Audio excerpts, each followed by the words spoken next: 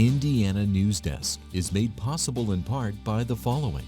IU Center for Applied Cybersecurity Research, working to improve cybersecurity and provide policy guidance through partnerships with industry, government, and academia.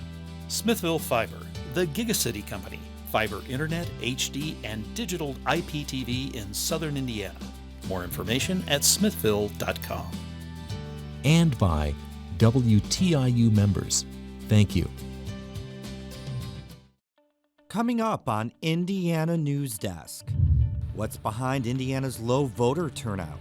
Ahead, a look at this week's election and why, even with many key races up for grabs, voters didn't go to the polls. More than 24 people in Henry County have died from a rare form of brain cancer since 1999.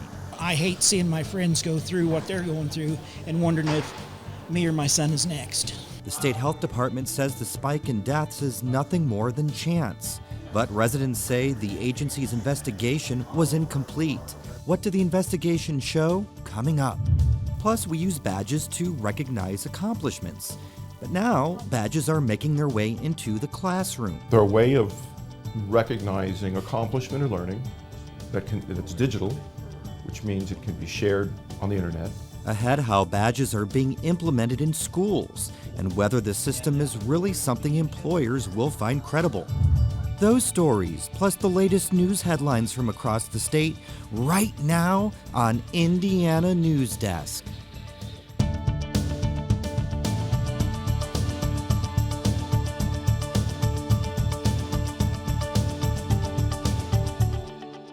Welcome to Indiana Newsdesk. I'm Joe Wren. Voter turnout is historically low during general elections when a federal or statewide office isn't up for grabs. So few people voted in Indiana last year that we set a record for worst turnout in the country. Although it could be mid-November before we get official statewide numbers, we do know only a small number of Hoosiers voted in their local elections. Barbara Brozier reports. For the first time in more than a decade, Bloomington voters headed to the polls Tuesday to choose a new mayor. If you don't come out and vote, you don't really have the right to complain about it. In a town controlled mostly by Democrats, Republican candidate John Turnbull ran on a promise to bring a new perspective to the city. During last month's debate on WTIU, he didn't have any issues with his opponent, but thought diversity was much needed in city government. My only issue is that there are already the city council's 9-0 Democratic, and I think I would be a very good balancing agent for this town, especially for a town this size. But when the votes were counted, the race wasn't even close. Democrat John Hamilton took home 77% of the vote, continuing the 4-decades-long streak of a Democrat serving as a mayor in Bloomington. I'm very proud that we're continuing a tradition of progressive Democrat mayors. All have made this city better. Although there are some new faces on Bloomington City Council, it's still controlled solely by Democrats, and experts say that likely won't change anytime soon. Bloomington has been overwhelmingly Democratic for the last 4 decades. So if it's done harm, the harm has already been done. I don't think that there's a lot of evidence that this is anything other than that the Democratic dominance reflects the voters in the Bloomington community. Officials say the Democratic dominance is likely at least partly to blame for the city's low voter turnout. In Monroe County, only about 12% of eligible voters cast a ballot Tuesday. Most local communities are not competitive between the parties, and that reduces people's incentive to take the time out to vote. Turnout was better in other parts of the state that had more competitive races. In Indianapolis, where voters were electing a new mayor, about 23% made it to the polls. Democrat Joe Hogsett took home 62% of the vote, winning over Republican Chuck Brewer. In Terre Haute, just more than 20% of voters cast a ballot, but the race was much closer.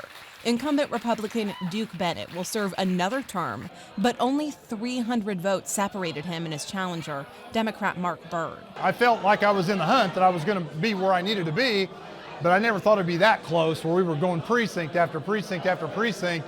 Bennett has struggled with a budget deficit and mounting criticism over a contract the city signed with Powerdyne, a company that's supposed to turn sludge into fuel. but voters ultimately decided to keep him in office. You hear some criticisms, of course, but that's part of the political process. And I think really it's just the fact that we have a balanced budget next year is pushing us into perfect direction where we need to go. Many people are already looking ahead to next year's election. With national offices at stake, election officials say there will no doubt be a lot more traffic at the polls. But there's still a common sentiment among some people that an individual vote doesn't necessarily make a difference.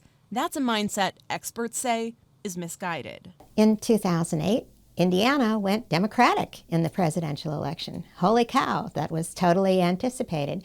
So anybody who stayed home on the ground that their vote didn't count in 2008 did themselves a disservice. For Indiana Newsdesk, I'm Barbara Brozier. State Senator Karen Tallien announced this week she'll introduce a legislative package aimed at making voting easier for Hoosiers in hopes of increasing turnout.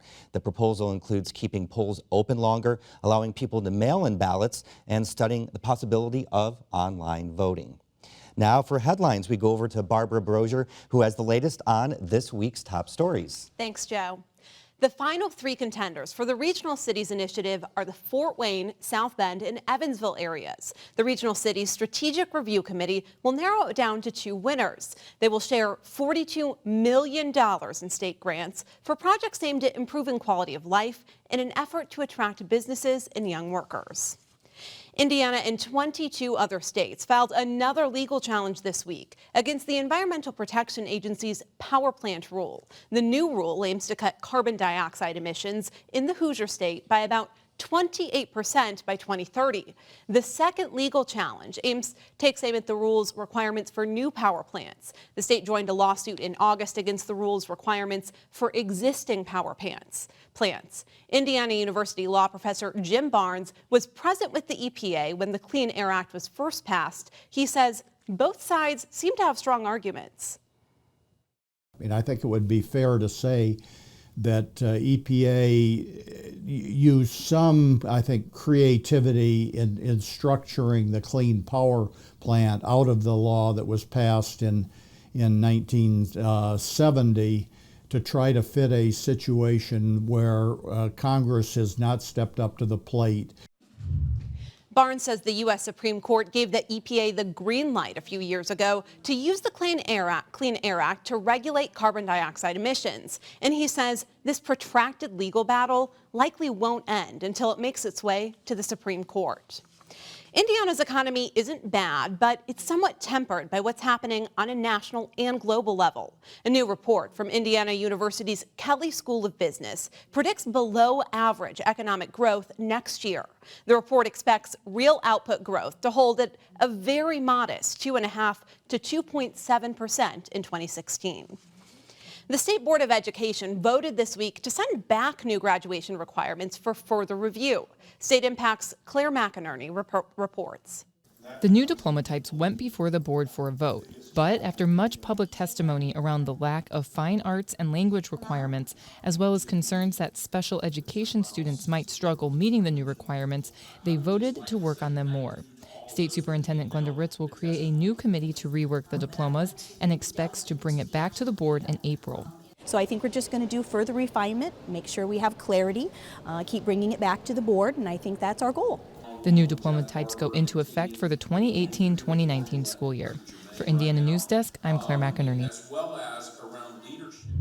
The board also approved a system that will award bonus points to students who completed more difficult versions of the 2015 ISTEP test. That follows recommendations from a test expert who confirmed differences did exist between the online and paper pencil versions of the annual exam, intended to work in favor of students finishing their tests on paper. Indiana University and Purdue University are among several colleges that filed friend of the court briefs in support of the University of Texas and its affirmative action policies. At stake is whether the University of Texas can consider race as one of several factors for admission. In 2008, a woman sued the university after being denied admission, claiming the school's affirmative action policies violated her rights to equal protection. IU spokesman Mark Land says the university filed a brief because diversity is at the core of its values. The Supreme Court will hear oral arguments in the case for a second time in December. Those who are uninsured have until the end of January to purchase coverage through the federal marketplace. Open enrollment kicked off this week, and insurance navigators say so far everything is running smoothly. Those who don't have insurance for 2016 will have to pay a penalty when filing their taxes for that year, and it will cost a lot more than last year. The penalty will be $695 per adult, half of that per child in your household who's not insured, with a maximum of 3 adults equivalent, about $2,000, a little more than $2,000. Or it will be 2.5% of the household income. The good news is that some Hoosiers could see a significant decrease in their premium cost next year. The average benchmark premium will drop an average of 13% across the state.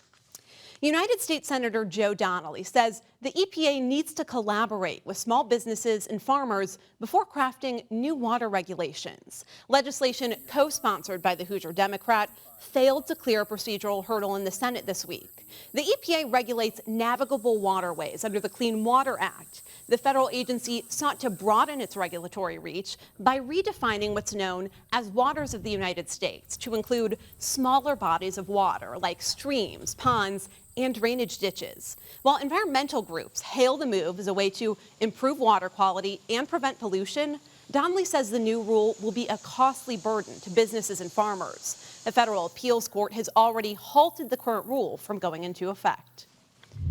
Purdue University President Mitch Daniels will serve on the newly formed Commission on the Future of Undergraduate Education. The commission will examine the growing array of learning options available to high school graduates and adult learners. Members will be tasked with offering recommendations to ensure that higher education will respond effectively to demographic, technological, and financial challenges that lie ahead. Indianapolis Mayor-elect Joe Hogsett and outgoing Mayor Greg Ballard are pledging a smooth transition from a Republican administration to a Democratic one. Hogsett says Ballard's programs will set a foundation for his own. Hogsett is planning meetings with legislative leaders, but isn't laying out a legislative agenda just yet. He did pledge during the campaign to seek state help to expand preschool in Marion County. Ballard says he's directed agency heads to assemble and turn over budget information, staffing lists, and status reports on ongoing projects. Seven Oaks Classical School is once again trying to open a charter school in Monroe County. As Sarah Whitmire reports, dozens of people spoke out during a public hearing this week. This time around, Seven Oaks Classical School is trying to gain authorization through Grace College and Seminary. The state charter board denied Seven Oaks' first application last year, and the school pulled its second application to the same board earlier this year. Grace College already authorizes 2 charter schools in the state. Although it's a religious institution, Seven Oaks officials say it will not influence the curriculum. Seven Oaks Classical School will leave matters of faith up to students and their parents. When teachers are called upon by the curriculum to teach the history of religion, they will do so without either advocating or undermining religion in general. But some parents express concerns about how the authorizer will profit from the charter school. When a student leaves a public school, state money leaves with them. To add insult to injury, the same establishment stands to receive some of those tax dollars for itself. And it does so despite Article 1, Section 6 of the Indiana Constitution, which states no money shall be drawn from the Treasury for the benefit of any religious or theological institution. Seven Oaks hopes to open in Ellettsville in August 2016. For Indiana Newsdesk, I'm Sarah Whitmire. And the location would actually be in the old Ellettsville Elementary School. Another one of opponents' concerns was how Seven Oaks will be able to renovate the facility and make it fit for students again. The federal judge reviewing the fate of former Subway spokesman Jared Fogle has been getting letters from people asking her to give Fogle the harshest sentence possible. Back in August, Fogle pleaded guilty to 2 counts of distribution and receiving child pornography and travel to engage in sexual misconduct with a minor. He also agreed to pay $1.4 million in restitution to 14 victims cited in charges against him. Fogle has a change of plea hearing set for Thursday, November 19th. Judge Tanya Walton Pratt can either accept or reject Fogle's plea deal. He faces 5 to 12.5 years behind bar if Pratt accepts the deal. Saturday's Indianapolis Monumental Marathon is expected to pack an economic wallop. A Purdue University economist estimates the big running event will mean upwards of $3 million for Central Indiana. That includes restaurants, hotels, and related businesses. Some 17,000 runners are expected to take part in the race. The IU Field Hockey Complex is hosting the Big Ten tournament through Sunday. It features the 8 best women's field hockey teams in the conference, including the Hoosier squad, which earned the 3rd seed in the tournament after finishing with 5 wins in conference play. That's a program record. We're so happy we're able to play at home and play in front of our home crowd. That it's been really neat seeing how many fans come out to watch our Hoosiers play, and so to get all of our friends and families out here, it's exciting for our players and our seniors. The Hoosiers ended their season in the quarterfinals after losing to Penn State. The championship game happens at noon Sunday and airs on the Big Ten Network. The winner receives an automatic berth to the NCAA tournament.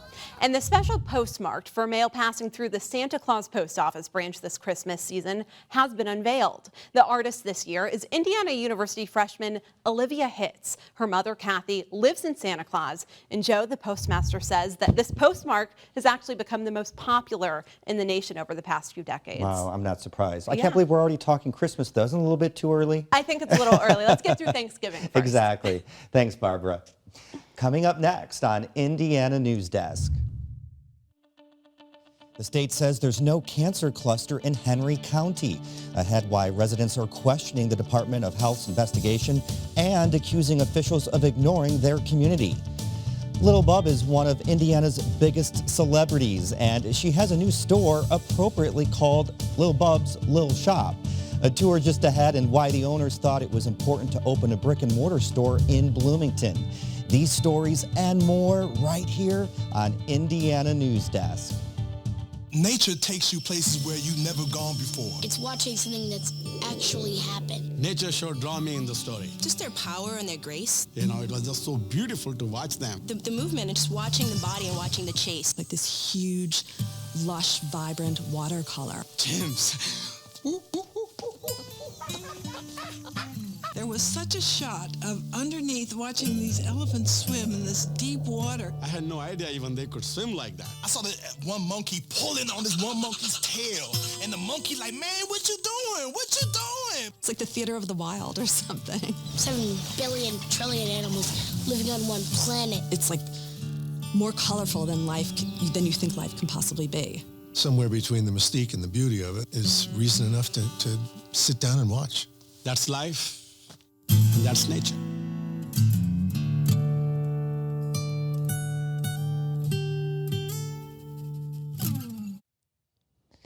Welcome back to Indiana Newsdesk. There is no cancer cluster in Henry County. That's according to the results of a state health department investigation. The agency has been investigating since August, and this week health officials gathered in Newcastle to discuss their findings, which affected families and Henry County residents. As Sophia Salaby reports, residents are frustrated with the investigation.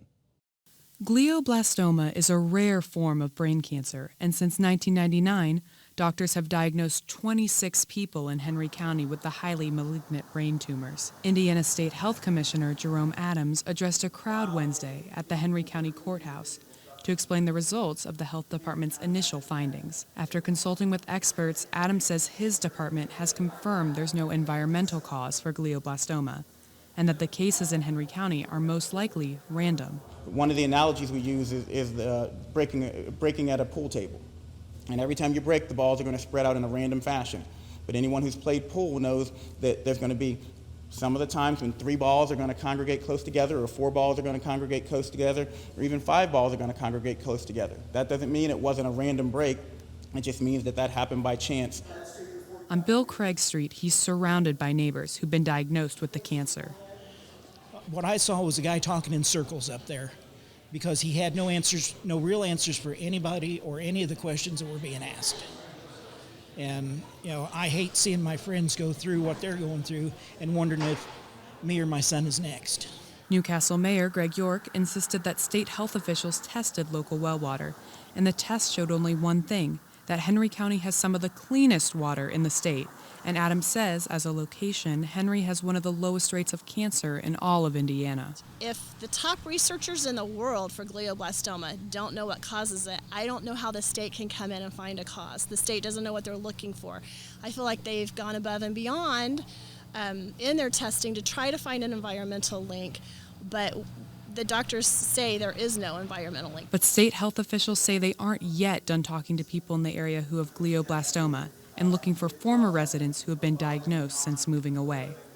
For Indiana Newsdesk, I'm Sophia Salby. And the state's epidemiologist says her agency will issue a report of its findings when they're final, but she didn't give a timeline for when that might happen. If you've ever been a scout or you're big into video games, you've probably earned your fair share of badges. Whether you successfully learned how to build a proper fire or finally moved on to level 4, it's an award that you can proudly display to advertise your accomplishment to family and friends. In recent years, the method of badging has translated into the academic setting. More and more schools right here in Indiana and across the country are granting badges to help students and teachers show what they know. Rachel Morello from our State Impact Education team explains how the tool is gaining popularity for use on both sides of the classroom. A transcript is one of a student's most valuable assets, whether they're high school seniors trying to get into college or university students looking for their first job. The classes listed on that piece of paper tell admissions counselors and potential employers where your knowledge lies. But what if you could actually show them what you learned, even beyond your final grade? That's where digital badges come in. They're a way of recognizing accomplishment or learning that's digital, which means it can be shared on the internet really easily, like you can post it on Facebook.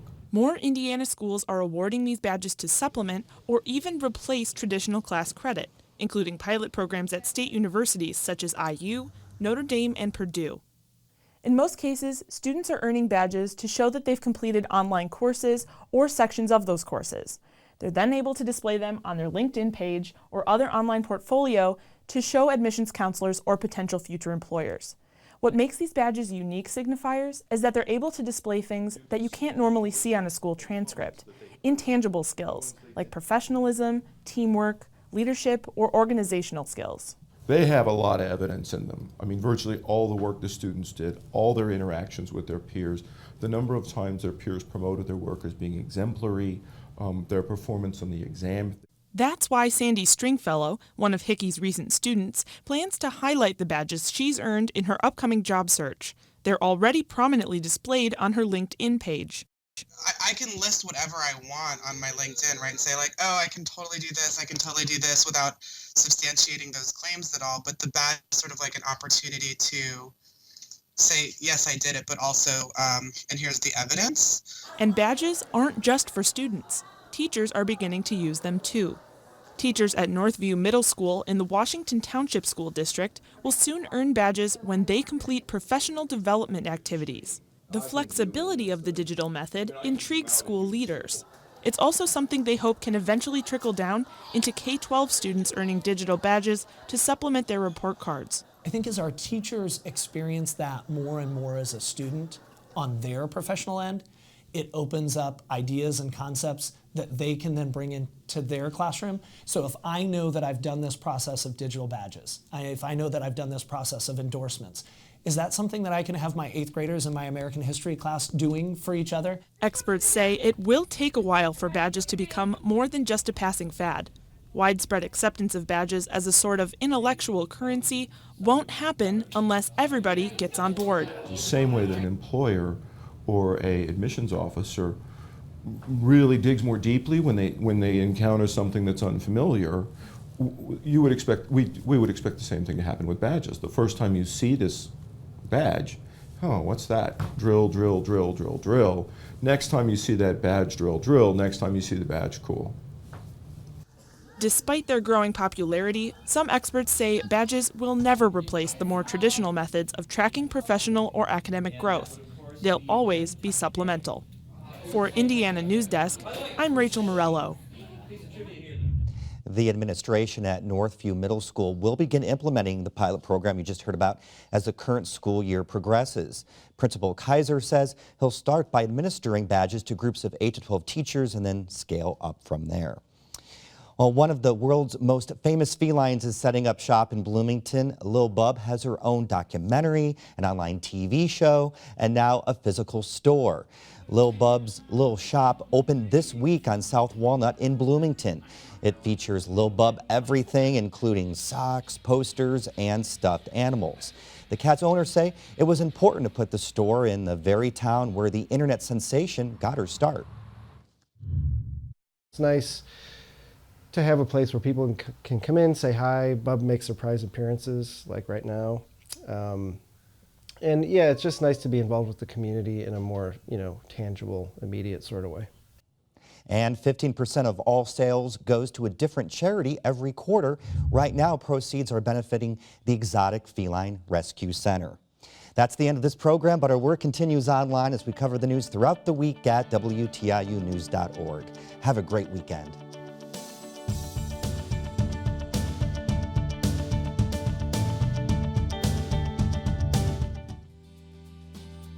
Indiana Newsdesk is made possible in part by the following.